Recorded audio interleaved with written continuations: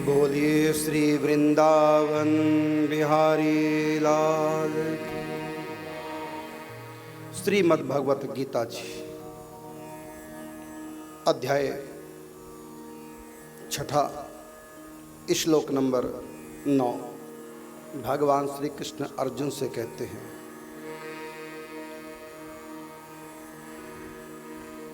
सुहृन् मित्रार्युदासीन मध्यस्थ द्वेष्य बन्धुषु साधुष्वपि च पापेषु समबुद्धिर्विशिष्यते।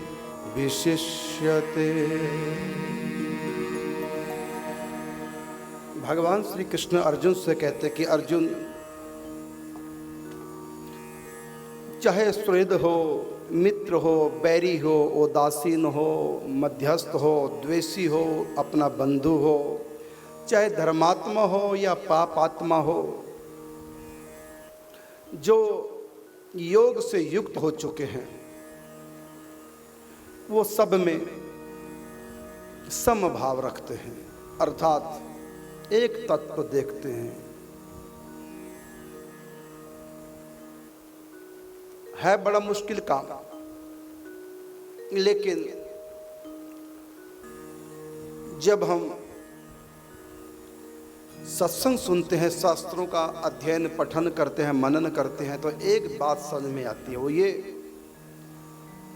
यद्यपि प्रत्यक्षीकरण नहीं होगा, प्रारंभ में अनुभूति नहीं होगी, लेकिन सच यही है क्या कि अगुण सगुण सब आप हो, निराकार साकार, सर्व रूप धरि हे हरि आप बने संसार। सबके भीतर परमात्मा विराजमान है, सब उन्हीं का स्वरूप है, उनसे स्वतंत्र किसी दूसरे की सत्ता नहीं है। जैसे धूप धूप है, लेकिन धूप की सत्ता सूर्य से है, वो सूर्य का ही एक अंश है। इसी प्रकार सृष्टि में प्रत्येक जीव, प्रत्येक आत्मा, प्रत्येक जड़ पदार्थ, काल, ये माया, ये त्रिगुण, सब कुछ श्री हरि का ही स्वरूप है। ये बात जिसकी समझ में आ जाती है वो योग से युक्त हो गया। यो माम पश्यति सर्वत्र सर्वम च मयि पश्यति तस्याहं न प्रणश्यामि स च मे न प्रणश्यति। हे अर्जुन, जो मुझको सर्वत्र देखता है, जो मुझको तत्व से जानता है, वो समता को प्राप्त हो जाता है। सर्वत्र समबुद्धया, उसकी बुद्धि, उसकी दृष्टि, उसकी विचारधारा समता को वो प्राप्त कर जाता है। चाहे कोई उसका मित्र है, चाहे कोई उसको दुश्मन मानने वाला क्यों ना हो, वो दोनों में ही मेरी भावना करेगा।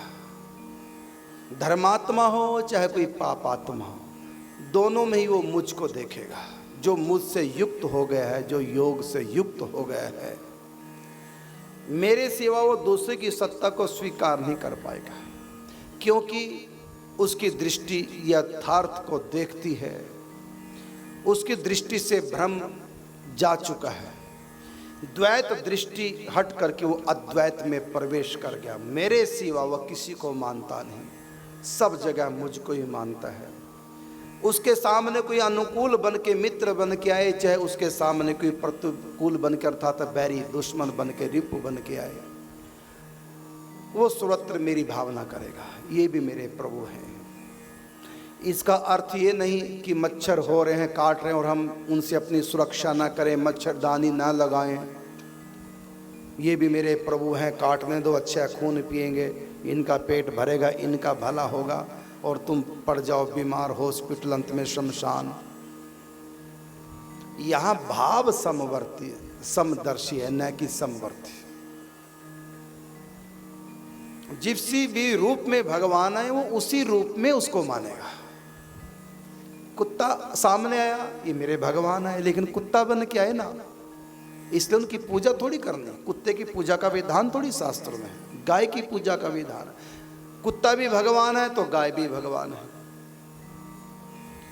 उसकी कुत्ते से कोई घृणा नहीं है, लेकिन जो व्यवहार वो गाय से करेगा वो व्यवहार वो कुत्ते से नहीं कर सकता। गाय को तिल करेगा, माल अर्पण करेगा, आरती उतारेगा, लेकिन कुत्ते के साथ ऐसा नहीं करेगा। जबकि उसकी दृष्टि में गाय भी भगवान है, कुत्ता भी भगवान है, लेकिन दोनों से व्यवहार अलग अलग करेगा। वो सोचेगा यहाँ भगवान गाय के रूप में आए तो मैं वो व्यवहार करूँ जो शास्त्र गाय के लिए करने के लिए कहता है, और यहाँ भगवान कुत्ते के रूप में मेरे ठाकुर जी आए हैं, मेरे ठाकुर जी कुत्ते के रूप में आए, इसलिए मैं ठाकुर जी से कुत्ते के रूप में आए, ठाकुर जी से वो व्यवहार करूं जो एक कुत्ते के साथ करना चाहिए, जो शास्त्र का विधान है। तो उसका भाव दोनों में बराबर है, दोनों में वो मुझको मानेगा, लेकिन व्यवहार दोनों से अलग अलग करेगा। हमको समदर्शी बनना है, हमको समवर्ती नहीं बनना। तो यहाँ भगवान श्री कृष्ण अर्जुन से कहते हैं कि समबुद्धि विशिष्यते, साधु साधु स्वपी, चाहे पापेशु, चाहे वो साधु स्वभाव का हो चाहे महापापी हो, तो समबुद्धि विशिष्यते, उसकी बुद्धि में समता आ जाती है, दोनों को मेरा रूप मानता है, इसलिए वो ना तो वो कुत्ते का कुछ बिगाड़ेगा ना गाय का। किसी का भी धर्मात्मा आ गए चाहे पापात्मा आ जाए, वो कभी किसी का कुछ बिगाड़ेगा नहीं, किसी का बुरा नहीं करेगा। यदि दुश्मन बन के हथियार उठा करके सामने कोई आ गया, वो उसमें भी मुझको देखेंगे, लेकिन समझेंगे कि मैं दुश्मन के रूप में आया हूं उनके ऊपर अटैक करने के लिए, तो वो भी अलर्ट होकर के वो भी हथियार तान लेंगे। आओ फिर मेरे भगवान युद्ध करने मुझसे आ रहे हैं, तो मैं फिर अपने प्रभु की सेवा करूंगा युद्ध के द्वारा, तुम भी अपनी पूरी कलाएं दिखाओ, मैं भी अपनी पूरी कला हो जाए। फिर द्वंद्व युद्ध, जब सखाओं के साथ में कृष्ण द्वंद्व कुश्ती करते हैं तो सखा पूरा जोर लगाते हैं, प्रेम भी है, मित्र भी है, और फिर दुश्मन की तरह जब युद्ध करने ठाकुर जी आगे कुश्ती कर रहे हैं खेल, तो कोई सखा जोर लगाने में कमी थोड़ी छोड़ेगा, प्रेम में भी कमी नहीं और कृष्ण को हराने में भी कमी नहीं, क्योंकि द्वंद्व पति द्वंद्वी बन के आए हैं। इसी प्रकार भक्त भी यदि दुश्मन भी उनके सामने आएगा तो मनी मन उसको भी प्रणाम करेंगे, मेरे ठाकुर जी बैरी बन करके आए हैं, दुश्मन बन के आए हैं, चोर डाकू बन के आए हैं, मैं कैसे व्यवहार करूं? शास्त्र कहते हैं चोर डाकुओं से जैसे व्यवहार करना वैसे करो, शास्त्र विहित कर्म, अर्थात मैं अपनी सुरक्षा करूंगा, मेरा बाल भी बांका ना कर जाए, आवश्यकता पड़ी तो उसको मैं पीटूंगा भी अपने ठाकुर जी को। चोर बन के ठाकुर जी आए हैं तो मैं चोर को पीटूंगा भी, पकड़ूंगा भी, पुलिस के हवाले भी करूंगा, क्योंकि ठाकुर जी आया है चोर बनकर। मतलब व्यवहार वो अलग अलग करेगा, लेकिन बुद्धि से क्या मानेगा, ये मेरे ठाकुर जी हैं। और फिर चिंतन में जब ठाकुर जी से बात करेगा तो ये कहेगा प्रभु आज आप चोर के रूप में आए, मैंने ठीक किया ना, जो वही किया ना जो करना चाहिए। तो भगवान कहा हाँ बिल्कुल ठीक, तूने वही किया। तो यहाँ पर कहते हैं समबुद्धि, चाहे कोई साधु हो चाहे कोई पापी हो, दोनों में उसकी समान बुद्धि है। इसका मतलब ये नहीं है कि चोर को कहेगा आओ तू मेरा भगवान ले जा जो तेरे को चाहिए, है ना, ऐसा नहीं, सुरक्षा करेगा, उसको पाप से बचाएगा, क्योंकि चोरी का सामान ले जाएगा, पाप करेगा, पाप की कमाई बच्चों खिलाएगा, उनकी भी बुद्धि भ्रष्ट, तो क्यों इनकी बुद्धि भ्रष्ट हो, क्यों इनके बच्चों की बुद्धि भ्रष्ट हो, इसलिए उसको चोरी करने मत दो, सुरक्षा करो, उसको भी पाप से बचाओ। फिर भी यदि वो छीना झपटी करके ले जाए तो नाराज नहीं होना, मेरे प्रभु का खेल है। साम दाम दंड भेद किसी भी नीति से पापी को पाप करने से बचाओ, डांट के फटकार के, लेकिन मन में ही सोचो मेरे भगवान है, मैं अपने प्रभु की इस रूप में सेवा कर रहा हूँ। तो वही बात ठाकुर जी ने कही कि मेरे भक्तों का व्यवहार समाज में ऐसी होता है जैसे जन साधारण का, लेकिन भाव में कुछ और ही होता है, भाव में वो भक्ति करते हैं। तो का सुहृद हो, मित्र हो, दुश्मन हो, उदासीन हो, मध्यस्थ हो, द्वेषी हो, बंधु हो, साधु हो, धर्मात्मा, कोई भी क्यों ना हो, वो सब में मेरे दर्शन करता है। समत्व योग उच्चते, समत्व योग को प्राप्त हो चुका, ऐसा उसका भाव। तो ऐसा भाव हमको करना चाहिए, पूरा तो नहीं कर पाएंगे, उनको साक्षात भगवान किसी जीव को मान ले ऐसा होगा तो नहीं अभी, लेकिन अभ्यास करो, शुरुआत करो। उनकी पूजा नमस्कार नहीं कर सकते, कम से कम इतना तो कर लो कि हमारे द्वारा किसी का बुरा ना हो, सब मेरे प्रभु के रूप हैं, किसी की निंदा न करें, किसी से ईर्ष्या न करें, किसी का कुछ बिगाड़े ना, किसी का बुरा करे ना, और वो हमारा बुरा ना कर जाए, इसके लिए अपनी भी सुरक्षा करनी है।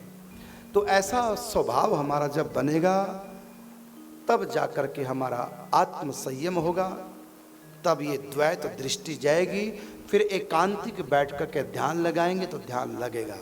यदि हम बाहर ऐसा भाव नहीं करेंगे और डायरेक्ट आंख बंद करके भगवान का चिंतन करेंगे तो मन हमारा माया में भटकेगा, क्योंकि हमने माया को माया माना। अरे माया क्यों मानते हो? मायापति ही माया बने हैं, कृष्ण ही है सब कुछ। ऐसा पवित्र भाव रखोगे तब एकांतिक साधना में सफलता मिलेगी। 1 घंटा बैठ के ध्यान तभी करोगे जब तुम 23 घंटा सब में भगवान ऐसा भाव करोगे।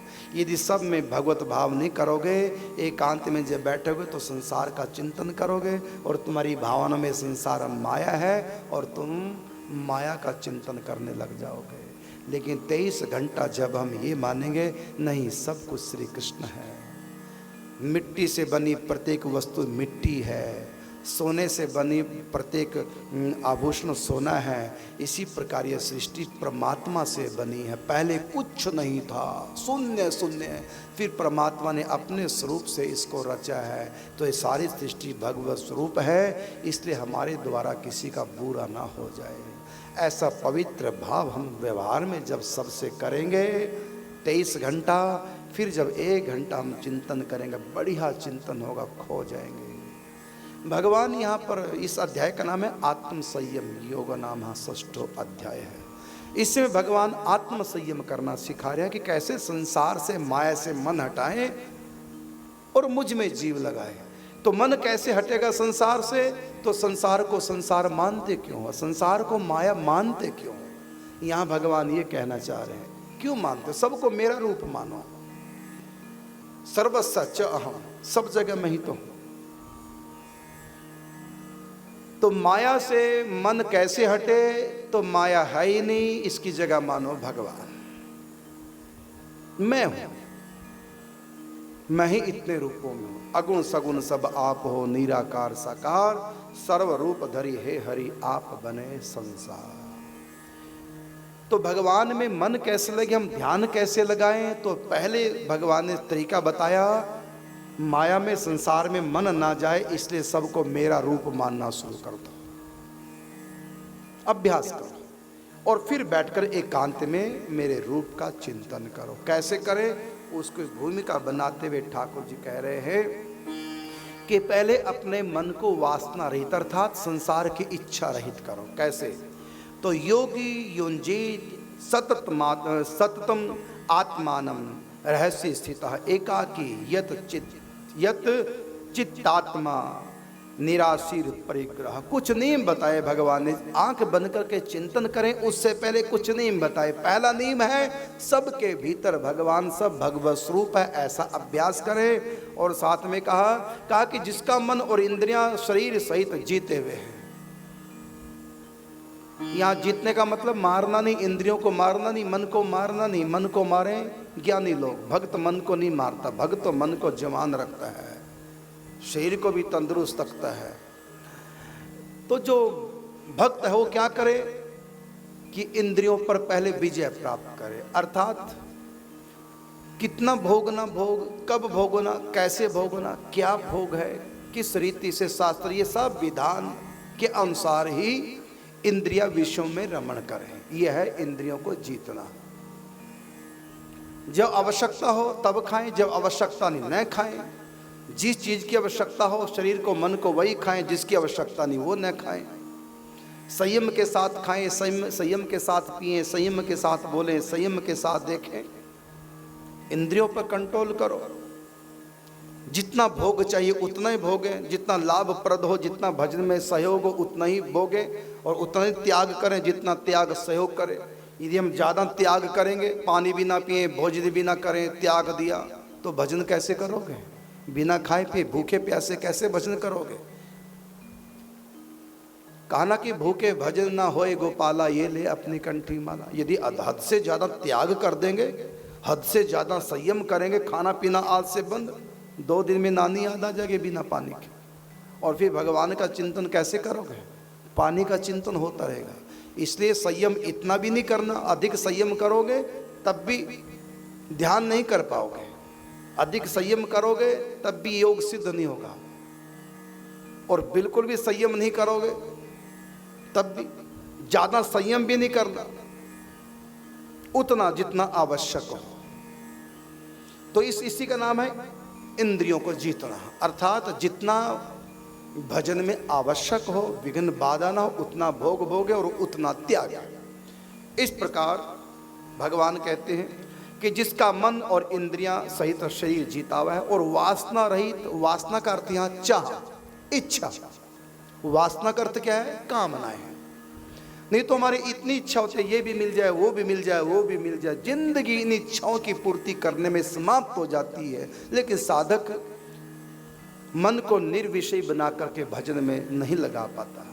इसलिए वासना रहित, चाह के रहित, यहाँ वासना रहित का मतलब है हम केवल भगवान को चाहें, भगवान के लिए भजन करें। ये नहीं माँ मुरादे पूरी कर दो, हलवा बांटूंगी, हे गिरिराज महाराज मेरे घर में संतान हो जाए, मेरी फैक्ट्री लग जाए, मेरी नौकरी लग जाए, मैं पास हो जाऊं, परिक्रमा करूंगा। तो ऐसी संसार की वासना लेकर के ध्यान चिंतन भजन सुमृत नहीं करना, निर्विषयी होकर के, कामना रहित होकर के, चाह रहित होकर के, वासना रहित होकर के भजन करो तो थोड़ा भजन भी अधिक फल देगा। यदि संसार की वासना मन में रख करके, संसार के सुखों की चाह को मन में रख करके और भगवान से प्रार्थना करो, प्रभु हम भजन कर रहे हैं आपका और करते रहेंगे इतनी माला रोज, हमारी ये कामना, हमारी ये वासना पूरी हो जाए, तो उससे होगा क्या? तो ये योग सिद्ध नहीं होगा। इसलिए इस अध्याय का नाम है आत्म संयम योगो नामः षष्ठो अध्याय। मतलब संसार से मन को हटाए, इच्छा को समाप्त करें और संग्रह रहित। संग्रह रहित का मतलब कल की चिंता नहीं करनी। संग्रह कहते हैं वस्तुओं को, सुख सुविधाओं को इकट्ठा करना कल के लिए। संग्रह रहित होना अर्थात कल की चिंता नहीं करनी। जिसने आज दिया वो कल भी देगा। जो अपनी भौतिक चिंता कल की करता है वो भगवान का चिंतन नहीं कर सकता। विश्वास कर्म कीजिए लेकिन चिंता मत कीजिए। जब दांत नहीं तब दूध दिया, अब दांत दिए तो अन्न भी देंगे। विश्वास करो भगवान पे। वो भगवान नारायण सबके पालनहार हैं, सबकी पालन करेंगे। यदि हमारी आयु 100 साल की लिखी है, इसका मतलब 100 साल का दाना पानी लिखा है, खा के तो जिएंगे। इसलिए उसके हाथ में टेंशन नहीं करना, लेकिन कर्तव्य समझ करके नौकरी धंधा व्यापार बिजनेस करना है।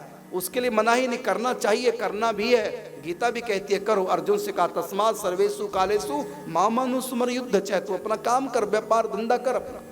तू क्षत्रिय, तेरा काम है युद्ध करना, अपना व्यापार धंधा कर। तो यह कर्म से भगवान निठल्ला नहीं बता रहे, कर्म कीजिए लेकिन संग्रह रहित होकर के, कल की चिंता किए बिना कर्म कीजिए। तो अपरिग्रह ये सद्गुण है, अर्थात संग्रह नहीं करना, कल की चिंता नहीं करना। संग्रह रहित योगी और अकेला ही एकांत स्थान में स्थित होकर निरंतर ध्यान करे। निरंतर ध्यान कैसे करें? 24 घंटे ध्यान, अर्थात धर्मपूर्वक जिंदगी जी रहे हैं। किस लिए? भगवान के लिए।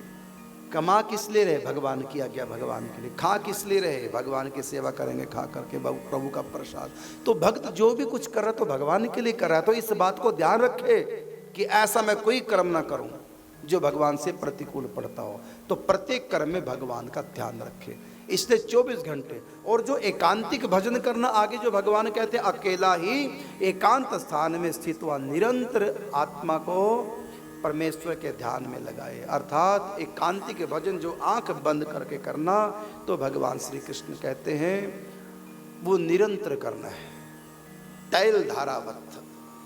कर्म करते तो ध्यान रखना कि कोई ऐसा कर्म ना बन जाए जो भगवान से प्रतिकूल जाए। अनुकूल से संकल्प, प्रतिकूल से वर्जनम।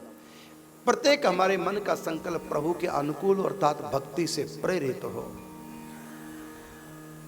और जिस वस्तु से, जिस कार्य से, जिस विचार से भगवान प्रसन्न नहीं, उनको अच्छा ना लगे, तो वो काम नहीं करना, वो बात सोचनी नहीं, वो बात बोलनी नहीं। इस प्रकार से व्यक्ति भगवान के निमित्त कर्म करे। 24 घंटे, 23 घंटा, फिर 1 घंटा बैठ के एकांतिक ध्यान भी करे। दोनों काम साथ साथ कर रहे हैं।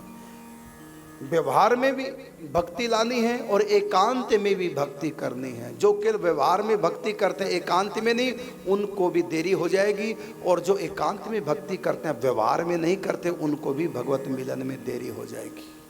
जल्दी से काम बने तो व्यवहार में भी भक्ति लाएं और एकांत में भी भक्ति, दोनों साथ।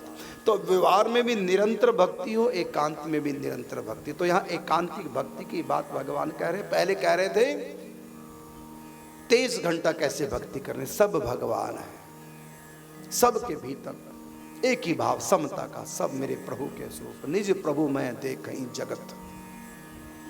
और फिर कामनाओं से रहित होकर के एक ही कामना रहे, भगवत मिलन। खाएं तो भगवान के लिए, पहने तो भगवान के लिए, जो भी करें भगवान के लिए करें, प्रभु के लिए, स्वार्थ नहीं परमार्थ से प्रेरित होकर के कर्म में प्रवृत्त हों। और इसके बाद फिर कुछ समय एकांत बैठ के भी भजन करना चाहिए। ऐसा नहीं कि हर समय तो सोचते रहे हम भगवान के लिए कर, भगवान के लिए, और एकांत में बिल्कुल भी मानसिक सेवा पूजा ठाकुर जी नहीं करते, तो ये नहीं होगा। होता ही है दरअसल, बच्चा जब स्कूल जाता है तो स्कूल में होता क्या है कि सुबह के समय हाजिरी लगती है, अटेंडेंस लगती है, दिन भर थोड़ी अटेंडेंस, दिन भर पढ़ाई। इसी प्रकार एकांत में बैठ करके हमको एकांत चिंतन करना, वो अटेंडेंस लगना है, हाजिरी लगना। फिर 24 घंटे व्यवहार में सब मेरे प्रभु के स्वरूप हैं, सबकी खुशी के लिए हमको कुछ करना है, अपने प्रभु को रिझाने के लिए सबका ध्यान रखना है, सबको क्षमा करना है, सबकी सह लेना है। ऐसा पवित्र व्यवहार आचरण, ईमानदारी से कमाएंगे, ईमानदारी से खाएंगे, ईमानदारी के साथ व्यवहार करेंगे अपने प्रभु को रिझाने के लिए। तो ये तो हो गई 24 घंटे की पढ़ाई। और एकांत में बैठ के जो ध्यान करना, वो भगवान के रजिस्टर में हाजिरी अटेंडेंस लगानी। यदि बच्चा अटेंडेंस के समय नहीं पहुंचता और दिन भर पढ़ता है तो पेपर में बैठ नहीं सकता, 6 दिन के बाद उसका नाम ही कट जाएगा। इसलिए एकांत में बैठ के भी थोड़ा भजन करना चाहिए। और जब व्यवहार में समाज के बीच में, तब भी हमको भगवान का निरंतर ध्यान रखना चाहिए। ऐसा कोई कर्म न बने जो भगवान को अच्छा ना लगे। तो यहाँ पर कहा कि वो एकांत में बैठ कर ध्यान करे। तो कैसे एकांत में बैठ के ध्यान करे, तो मैंने बताया 23 घंटा अगर हमारा धर्म पूर्वक भक्ति के निमित्त, भगवान के निमित्त कर्म वचन विचार अगर हम कर रहे हैं, तो फिर 1 घंटा 2 घंटे एकांत में बैठ करके बढ़िया चिंतन होगा। तो कैसे चिंतन करना है, तो भगवान कहते हैं यहाँ भी थोड़ा सावधानी बरतनी है। एकांतिक जो चिंतन है, ध्यान है, वो कैसे करना, तो कहा कि शुच हो देशे प्रतिष्ठाप्य, पवित्र देश में। ये नहीं कहीं बैठ के, कहीं भी बैठ के चिंतन करने लगे हैं, नहीं, उसके लिए पवित्र देश है। मन स्थान पवित्र हो, या तो तीर्थ हो, जैसे ब्रज है, हरिद्वार है, नैमिषारण्य है, बद्रीनाथ है, ऋषिकेश है, पंढरपुर है, तिरुपति बालाजी है, श्री वेंकटेश भगवान, ऐसे पवित्र स्थलों में द्वारिका जी है, मथुरा, अयोध्या है, चित्रकूट है, प्रयागराज है, नैमिषारण्य है, जनकपुर है, काशी जी है। ऐसे पवित्र स्थानों में जाकर के भजन करो तो जल्दी से मन लग जाता है। लेकिन ऐसी स्थिति नहीं, घर में करना, तो उसके लिए अलग से कमरा हो, पूजा गृह हो। पहले ज़माने में राजा महाराजा एक ऐसा भी कमरा रखते थे जिसको कोप भवन बोलते थे, कि जब भी कोई नाराज हो कोप भवन में चले जाए, वहीं पर विचार विमर्श होगा। मतलब गुस्सा होगा, लड़ाई झगड़ा तो होगा, उस समय तर्क वितर्क चलेगा, गुस्सा भी आएगा, हाथापाई भी हो सकती है। तो ऐसा जो है पूरा जो बिल्डिंग है, महल है, उसमें गंदे संस्कार न हों, एक ही कमरा गंदा रहे। और वो काले रंग से पूता होता था, नाम ही होता था कोप भवन।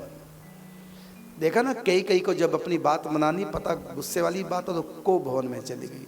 वहीं राजा महाराज दशरथ जब लगा पता कि महारानी, छोटी महारानी कोप भवन में, समझ गए किसी बात से नाराज है, तो मैं जाता हूँ, उसकी नाराजगी दूर करता हूँ। वो क्यों क्रोध कर रही है, क्या बात है, क्यों गई कोप भवन में। तो कोप भवन केवल एक कमरा अलग से क्यों बनाया जाता था, इसलिए क्योंकि क्रोध के जो संस्कार हैं सबसे भयानक होते हैं।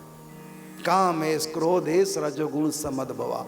कामना में जब विघ्न पड़ता, क्रोध आता है, तो कामना और क्रोध ये 2 संस्कार सबसे गंदे होते हैं।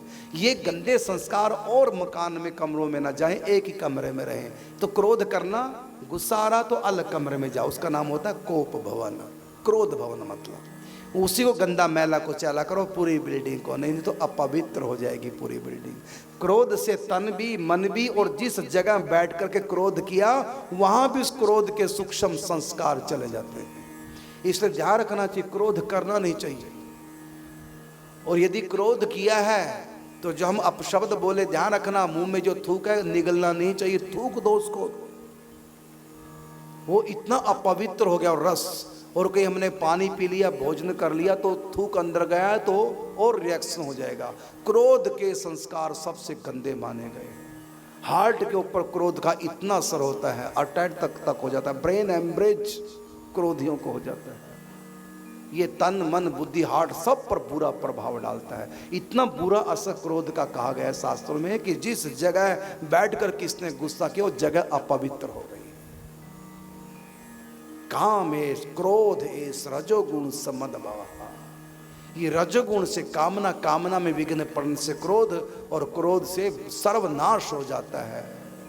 ज्ञान समाप्त, बुद्धि का ज्ञान समाप्त, कौन बड़ा कौन छोटा सब मर्यादा मिट जाती है। अपशब्द बोलते हैं, बुद्धि खराब हो जाती है, बाद में पछताते हैं हाय मैंने क्यों बोल दिया। मतलब बुद्धि के ऊपर क्रोध ने इतना अटैक किया, व्यक्ति मेंटल हो गया थोड़ी देर के लिए। यहाँ तक कि क्रोध में आकर अपना भी सिर फोड़ सकता है, जहर तक खा सकता है, छत के ऊपर से कूद सकता है, आग लगा ले सकता है, और जो भी सामान उसके सामने उठा के पटक देगा, टीवी तोड़ देगा, कंप्यूटर फेंक देगा, मोबाइल फेंक देगा। मतलब मेंटल हो गया उस समय के लिए जब तक क्रोध है, इतना बुरा माना है। और कोई अवगुण इतना घातक भयानक नहीं होता जितना क्रोध होता है। इसलिए गीता में भगवान ने क्रोध की बात बार बार कही। इस क्रोध पर विजय प्राप्त करना चाहिए। महाशनो महापाप मां, और ज्ञानियों को तो इसको अपना दुश्मन मानना चाहिए क्रोध को। और क्रोध को केवल विवेक या सहन शक्ति से, क्षमा से जीता जा सकता है। तो इतना अपवित्र क्रोध। इससे पहले कोप भवन होते थे कि जब केवल क्रोध के लिए अलग भवन है। जब भी किसी गुस्सा है कहीं नहीं करना, शांत हो जाओ, अगर करना है तो उस कमरे में जाओ, उसी को गंदा करो और जगह को अपवित्र मत करो। क्रोध से सब अपवित्र हो जाता है। और यहाँ तो भगवान ही मालिक है। यहाँ तो को भवन अलग, क्या बेडरूम भी को भवन बना रखा है, ड्राइंग रूम भी को भवन, रसोई भी को भवन, मंदिर भी को भवन। वहां भी गुस्सा कर जाते हैं, मंदिर में पूजा कर रहे और वही गुस्सा कर गई, मेरी बात नहीं मानी। पूरे घर को कोप भवन बना रखा है। और बाहर क्या लिखा है? शांति भवन। बाहर बोर्ड पे क्या लिखवा रखा है? शांति भवन। और देखा भीतर तो पूरा कोप भवन बना हुआ, लड़ाई झगड़े, पड़ोसी आके चुप कराते हैं। ये स्थिति है। इसलिए भगवान ने कहा यहां भजन करना है, कहां पर बैठ के ध्यान लगाना है? नाम जब तो आप कहीं भी कर सकते हैं, लेकिन मन से जो ध्यान लगाना, ये मन हमारा बड़ी सूक्ष्म तरंगों को कैच कर लेता है। जब हम सूक्ष्म दुनिया में प्रवेश करेंगे तो मन संसार की भी सूक्ष्म तरंगों को अपने भीतर वो कर लेता है, उससे फिर प्रभावित हो जाता है। इसलिए ध्यान में भगवान श्री कृष्ण कहते हैं ध्यान के लिए अलग से कमरा होना चाहिए, और ऐसा कमरा जहां कभी किसी ने क्रोध ना किया हो, जहां ईर्ष्या द्वेष ना हो। ये संस्कार सबसे ज्यादा मन को प्रभावित करते हैं। इसलिए सबसे पहले भगवान ने शब्द कौन सी लगाई? शुचोदेश, पवित्र जगह पर करना। या तो तीर्थ में करो, क्योंकि तीर्थ में लोग जाते हैं अधिकतर अच्छे कर्म करने जाते हैं, दान पुण्य करने, तीर्थ यात्रा करने, स्नान करने, और खुशी रहते हैं, टेंशन फ्री रहते हैं, और मस्ती आती है तीर्थ में। तो लोगों के जो पवित्र विचार है वो भी उस धरती पे उनको और पवित्र कर देते हैं। फिर तीर्थों में संत रहते हैं तो संत भी उनमें तीर्थों को पवित्र कर देते हैं। यदि कोई कभी गुस्सा भी कर जाए तो उसको धो डालते हैं संतों के चरणों की रज। तो तीर्थ स्वतः ही पवित्र होते हैं। और फिर जितने भी लोग तीर्थों में जाते हैं वहाँ सब पवित्र कार्य करने के लिए, धर्म कर्म करने के लिए जाते हैं, इसलिए वहाँ के संस्कार और पवित्र हो जाते हैं। तो तीर्थों में ये संभव नहीं कि हर व्यक्ति तीर्थ में रह करके ब्रजवास करके भजन चिंतन करे, तो घर में ही तीर्थ बनाने। कैसे? तो का सूची दे से, अर्थात अपने घर में एक कमरा ऐसा भी रखना चाहिए उसमें कोई ना जाए, अतिथि भी ना जाए। जब भी उस कमरे का प्रयोग करो, सब घर वाले आ जाएं, बैठ के कीर्तन करो, भजन करो, पूजा करो, पाठ करो। यदि गुस्सा आ रहा तुरंत उठ के बाहर चले जाओ, बाहर गुस्सा करो, अंदर नहीं। और उसमें पर्दा लगा के रखो कि गुस्सा करते समय वहाँ हमारी दृष्टि उस कमरे की तरफ ना पड़े। और नहा धोकर जाओ, पवित्र होकर उस कमरे में जाओ। ऐसा शुद्ध एक कमरा रखो, तो उस कमरे में बैठ करके चिंतन करोगे तो जल्दी से ध्यान लगेगा। इसका बड़ा असर होता है। और इसके बाद भगवान कहते हैं शुचे देशो प्रतिष्ठाप्य, और स्थिर मानस मात्मनः, मन को स्थिर करना है। लेकिन आसन कैसा लगाना है? नात्युच्चितम नाति नीचम। आसन ज़्यादा ऊंचे भी ना हो और एकदम धरती पे बैठ के भी भजन नहीं करना। क्यों? अति ऊंचा क्यों नहीं? क्योंकि प्रारंभ में जब ध्यान करेंगे, ध्यान करते करते नींद भी आ सकती है। अगर तुम छत के किनारे ऊंचे बैठ के ध्यान करोगे तो क्या होगा? इसलिए इतने ऊंचे भी ना हो कि तुम नींद में चले गए, या ध्यान में सिर की सुध नहीं रही, भाव आ गया, विह्वल हो गए और गिर पड़े। और ऊंचे आसन होगा तो धड़ाम से नीचे गए कि सिर ही फूट जाए, लगे पता भगवान तो क्या मिलेंगे, डॉक्टर सामने खड़े होंगे हॉस्पिटल में, वहाँ जाके होश आई, तो गड़बड़ है। इसलिए भगवान ने कहा चिंतन ध्यान अभ्यास करो तो नात्युच्चितम, ज़्यादा ऊंचा आसन ना हो, और नाति नीचम, बिल्कुल नीचे भी ना हो, क्योंकि एकदम नीचे होंगे चींटियां, कोई चूहा। कई बार होता है, मैं कुंज में बैठा तो चूहा गया, एकदम ऐसे हो जाता है। तो इतना नीचे भी ना कि चींटियां आ जाएं, चूहा आ जाए तंग करे, तो ज़्यादा ऊंचे भी नहीं कि भाव समाधि लग गई, सिर की सुध नहीं रही तो समाधि एकदम नीचे गिर गए, या नींद ही आ जाए प्रारंभ में। एक बार मैंने देखा, नाम नहीं लूंगा, कोई थे तो हम उस बड़ी पुरानी बात, हम बच्चे थे उनके साथ थे, तो किसी के संतान होने की थी, थोड़ा दिक्कत थी, तो उनसे कहा महाराज आप मंत्र पढ़ दो, उसको पिला दे जच्चा को तो बच्चा ठीक हो जाए। तो उन्होंने हाथ में बोतल लिए, 2-3 दिन के जागे जगे सन थे। हम तो दिन में सोकर नींद पूरी, रामायण के खंड पाठ हम तो दिन में सो करके नींद पूरी कर लेते थे। अब वो महाराज नींद पूरी तो कर नहीं पाए, 3 रात के जगे। और तो उन्होंने कहा लाओ जल, तो जल लाए, बोतल में जल, आंख बंद करके लगे पढ़ने मंत्र हुआ क्या, सामने दीवार थी, दीवार की तरफ मुंह करके बैठे थे, भजन करने, तो पहले तुम्हारा ये पढ़ देता हूँ। तो पढ़ा, तो मैं वहीं ड्राइंग रूम में बैठा था, तो मैंने देखा तो वो मंत्र पढ़ रहे थे, पढ़ते पढ़ते धाड़ से दीवार में सिर लगा सो और बोतल नीचे। अब बताइए, अगर यदि ऊंचे आसन पर महाराज होते तो क्या होता? नीचे सिर ऊपर टांगे हो जाती, गड़बड़ हो जाता। तो कई बार नींद आ जाती है। चलो वहाँ तो नींद इसलिए कई दिन के जगह थे तो आ गई, लेकिन वैसे भी प्रारंभिक साधकों को वैसे भले नींद ना आए, लेकिन जब पाठ करेंगे, जब करेंगे, जब चिंतन करेंगे, तब जरूर नींद आती। अब उनको कहा जाए तो छोड़ो भजन, अब सो ही जा पहले, अब लेटेंगे फिर नींद नहीं आती। सोना चाहेंगे तो नींद नहीं आएगी, उसी में आएगी नींद, क्योंकि अनेक जन्मों के कर्म है वो बाधा तो देंगे ही। अनेक जन्मों के हमारे कर्म विघ्न बाधा तो करेंगे भजन में। और फिर वैसे भी पढ़ते समय, भजन करते समय वो थोड़ा सा मन हल्का हो जाता है, टेंशन फ्री हो जाता है।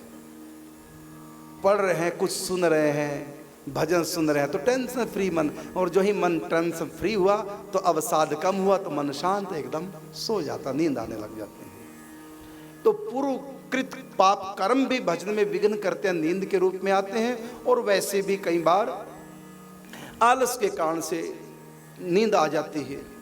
तो ऐसी स्थिति में भगवान ने कहा इसलिए आसन साधकों का ना तो ज़्यादा ऊंचा रहे कि नींद आगे गिर पड़े, या भाव विवल हो गए तो गिर पड़े तो ठीक नहीं, और ज़्यादा नीचा होगा चींटी वगैरह, इसलिए थोड़ा आसन थोड़ा ऊपर हो और ना थोड़ा नीचे हो।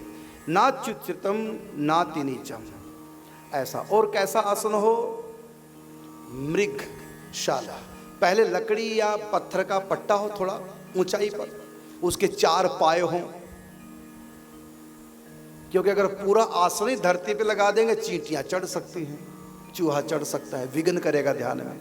लेकिन यदि पाए हो तो 4 जगह से टिका है, बाकी तो नीचे आर पार चींटी चली जाएगी, उसके नीचे से आर पार चूहा जाएगा, लेकिन विघ्न नहीं कर पाएगा।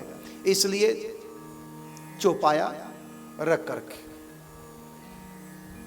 और चींटियां ज्यादा तंग करती हो। एक और है कि 4 कटोरियां बड़ी बड़ी पानी वाली रख दो चारों पायों के नीचे। तो फिर अब मैं ऐसे ही करता हूँ, श्री जी को पान का भोग लगाता हूँ और पंचमेवे का भोग लगाता हूँ। तो बड़ी बड़ी प्लेटें, उनमें पानी डाल देता हूँ और फिर छोटी कटोरियों में पंचमेवा और अपना सेवा सामग्री ठाकुर जी की पान वगैरह कटोरी में डाल के पानी के अंदर रख देता हूँ, जो चींटी ना आए। तो ऐसा भी कर सकते हैं। मतलब कहने का भगवान ये कहते कि विघ्न ना पड़े।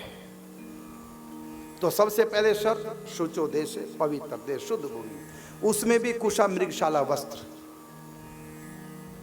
आसन के ऊपर, मतलब जो पट्टा है पत्थर का लकड़ का, उसके ऊपर भी पहले कुशा, क्योंकि सूखे पट्टे पे हम बैठेंगे। वैसे तो दोष बताया, लकड़ के डायरेक्ट ऊपर बैठ के ध्यान नहीं करना चाहिए, दोष बताया गया। धरती के ऊपर भी, पत्थर के शिला के ऊपर भी ऐसा। तो लकड़ी का ऊंचा पट्टा जो चींटियों से विघ्न बाधा ना हो, और उस पट्टे के ऊपर बैठकर भी भजन नहीं करना, क्योंकि थक जाओगे। इसलिए कुशा, पवित्र कुशासन। लेकिन कुशा के ऊपर बैठकर भी क्या है कि कुशा थोड़ा सख्त होती है, पाँव में, टखनों में चुभेगी, तब भी अधिक देर बैठ नहीं पाओगे। तो कुशा के ऊपर मृगशाला। लेकिन मृगशाला के ऊपर भी डायरेक्ट नहीं बैठना, उसके ऊपर फिर कपड़ा बिछा करके। कहा कि मृगशाला के ऊपर क्यों? क्योंकि उसमें रोए लग जाते हैं, तो उसके ऊपर कपड़ा बिछाओ, उसके ऊपर फिर बैठो। मृगशाला भी वो होनी चाहिए जो मृग अपने आप मरी हो, जिसको मारा न गया हो, जिसका शिकार कर दिया गया हो। ऐसी मृग का मृग चरण अपवित्र होता है। जो अपनी मौत मरे, ना उसका किसी जानवर ने शिकार किया, सिंह आदि ने, और ना किसी व्यक्ति ने उसका शिकार किया, मारा। वो अपनी आयु समाप्त करके भगवत इच्छा से ही अपनी आयु पूर्ण करके मरी है। स्वतः ही सहज जिसकी मृत्यु हो, ऐसी मृग का जो आसन है वो बहुत पवित्र माना गया। जो मृग होता है ना, उसका स्वभाव बड़ा शांत होता है। मृग का स्वभाव शांत होता है।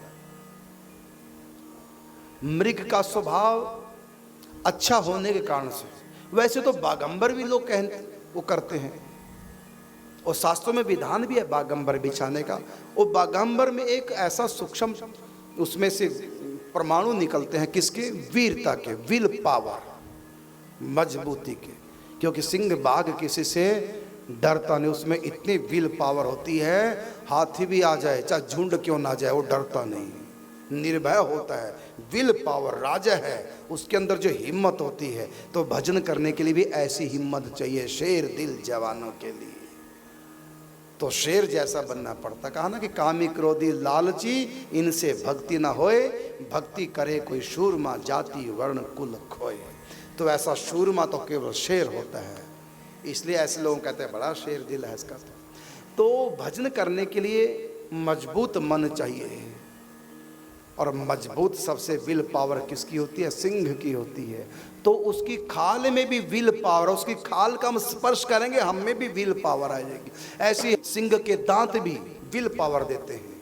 कई संत रखते हैं, किसने दिए हैं? मेरे पास भी। और सिंह के पंजे भी किसने दिए मुझको? तो सिंह के पंजे और दांत वो भी विल पावर देते हैं। यहां तक कि बालकों को भी सिंह के पंजे, 2 नाखून ऐसे चांदी मड़ करके, और बच्चों को गले में पहनाते, उसको बगनखा बोलते हैं। माँ यशोदा भी कन्हैया को बगनखा पहनाती थी, जिससे बालक डरे ना। और इससे डरता नहीं बालक फिर, क्योंकि शेर में जो विल पावर है, शेर किसी से नहीं डरता। वही संस्कार उसके नाखूनों में भी, शरीर में भी, खाल में भी, दांतों में भी आ गए। इसलिए उन दांतों को शेर के या उन पंजों को यदि बालक के गले में पहना दे तो जो बालक डर जाते हैं, अंधेरे को देखकर बिना माँ के बाय खा जाते हैं, डर जाते हैं, उनका डरना बंद हो जाता है। ये कोई जादू टोना टोटका नहीं है। और शेर के अंदर विल पावर इतनी है, वो असर उसके पास भी जाता है। हर वस्तु संसार की वो ग्रहण भी करती है और छोड़ती रहती है दिव्य संस्कारों को। तो शेर के पंजे, नाखून, शेर की खाल में भी विल पावर होती है।